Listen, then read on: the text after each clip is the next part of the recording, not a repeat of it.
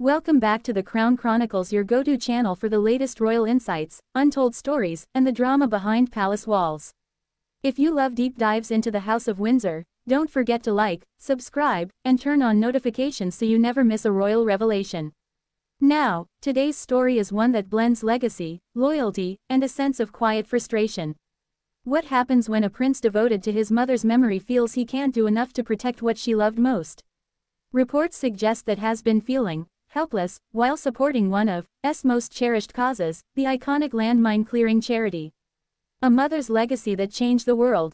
In 1997, the world watched in awe as Princess Diana walked through an active minefield in Angola, wearing protective gear and a determined expression. That single moment redefined the monarchy's humanitarian image. Her involvement with the Halo Trust helped bring global attention to the devastating impact of landmines on civilians and accelerated international efforts to ban them. Years later, Prince Harry retraced his mother's steps, literally walking the same path in Angola. It was symbolic, emotional, powerful. It was a son honoring a promise to carry forward what she started. But carrying a legacy and protecting it are two very different things. Why? Helpless. Sources close to the situation suggest that while Harry remains deeply committed to the Halo Trust's mission, he sometimes feels constrained, geographically, politically, and institutionally. Since stepping back as a senior working royal in 2020, his influence within certain traditional royal channels has shifted. Without the formal backing of the royal household, the mechanisms of support look different. The spotlight is different, even the diplomatic reach can feel narrower. And for someone who saw firsthand how his mother's presence moved governments and stirred global empathy, that contrast can weigh heavily. Harry has always spoken about living a life of service, a value instilled by Diana.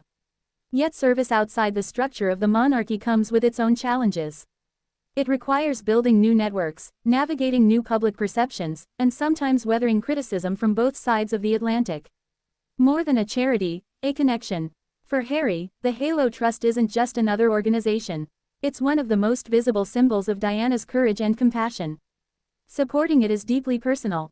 But feeling helpless doesn't mean stepping away. In fact, those who follow his philanthropic efforts note that he continues to advocate for humanitarian causes through his own initiatives and partnerships. The methods may have evolved, but the mission remains. Still, there's an emotional layer here that can't be ignored. Diana's legacy is powerful and fragile in the public eye. Every move Harry makes is scrutinized. Every appearance is compared. Every absence is noted. And perhaps that's where the feeling comes from. The pressure to measure up to a moment in history that no one can ever fully recreate. The bigger question, is this truly helplessness, or simply the growing pains of redefining royal service in a modern world? Prince Harry's journey has never been straightforward. Balancing personal convictions, public expectations, and a mother's towering legacy is no small task. But if history tells us anything, it's that Diana's influence endures, not just in grand gestures but in quiet persistence. And maybe, just maybe, the story isn't about helplessness at all, but about finding new ways to make an impact. What do you think? Is Prince Harry struggling to protect Diana's legacy, or forging his own path in her honor?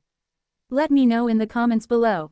And don't forget to subscribe to the Crown Chronicles for more royal stories that go beyond the headlines.